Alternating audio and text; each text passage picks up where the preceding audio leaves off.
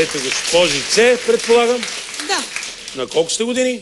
На 19. На 19. Това е една много сериозна възраст. Откъде сте?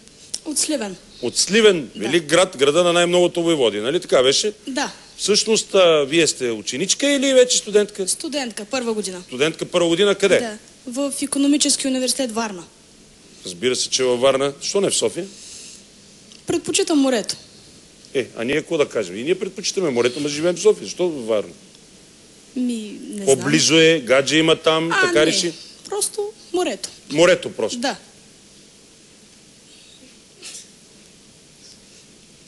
Ние какво да кажем, като сме тук до планината? Ние обичаме реката, Перловска река. Перловска река. Какво ще ни представиш ти сега, Елица Желева? Ами, една историка ще ви разкажа. Ще ни разкажеш историк? Да. Притеснена ли си? Да. Ще ми мине. Ти искаш да дойде бързо да спреш да се притесняваш? Да. Да, ама ще ни гледат много хора по телевизията. И аз се успокой, като ще показваш такива неща. Аз мислех, че просто ще удряш. Няма сега да е. Айде сега.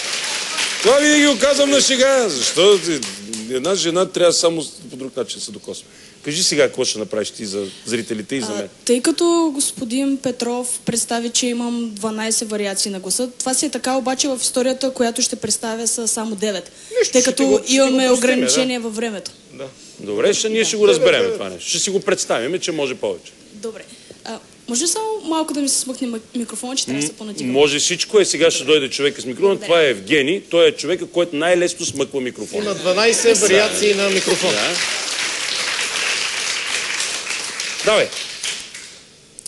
Сега ще ви разкажа една историка, на която бях свидетелка преди няколко дни.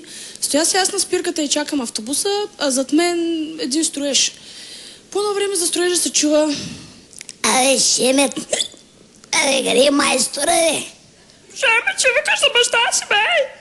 Да ви се оплаче, той само ме обижда. Бил съм такъв и онакъв, вече почвам да си мисля, че нещо в мен не е наред. В същия момент явно самия майстор дойде, защото се чу: Абе, майстори, добро утро и на здрай.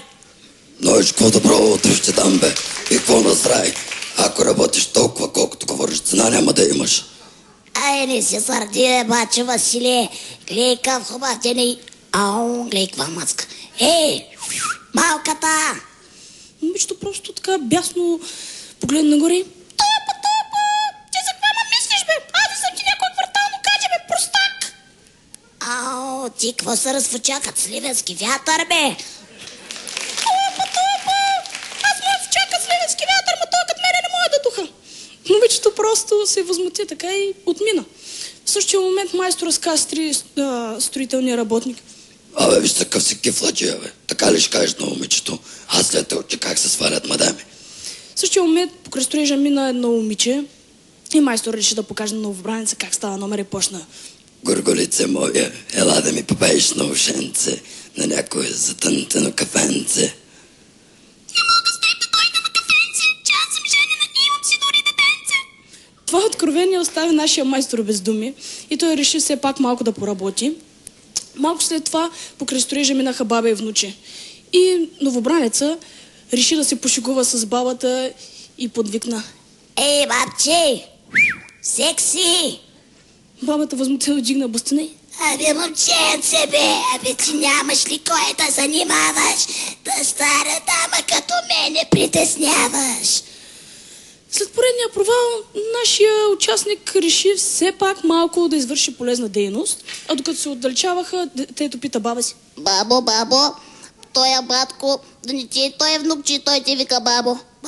Опазил Господ моето момче, не е такъв. Значи аз ще кажа вкъщи, що ми казва така. И така тък му се отказва от попрещето на плейбой нашия човек, когато покрай строежа минала супер готина блондинка, ама отдо. Значи минава тя и той, захласнат от нейната хубост, се навеси над платформата, обаче без да иска събори една тухла, която падна пред въпросната красавица. Блондинката се надигна нагоре и ядосно викна: Ами ми слиза с тебе, ми слиза, ми беше ми на някой човек отдолу.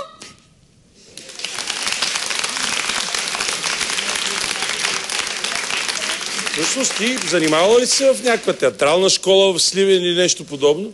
Не. Не? Не. А къде реши да имитираш? Как? Отвътре те напъва да имитираш, да си артистична, да занимаваш Да. компанията? Да.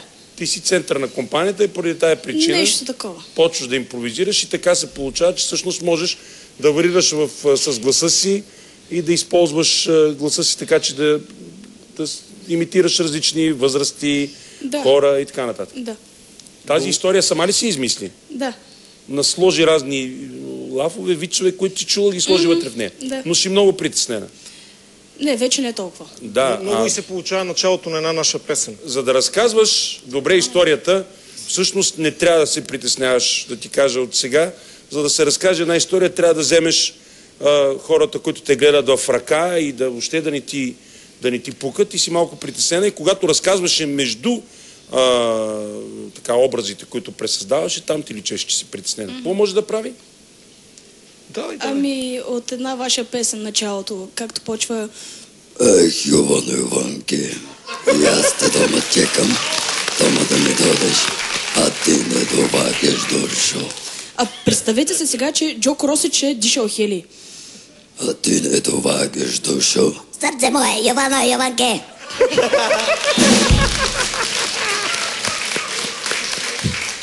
Това беше Джоко готино. Росич с Хели. Да, това беше готино. Джоко Росич дишал хели. Това е много интересно. Окей. Нямам повече въпроси. Елица Желева.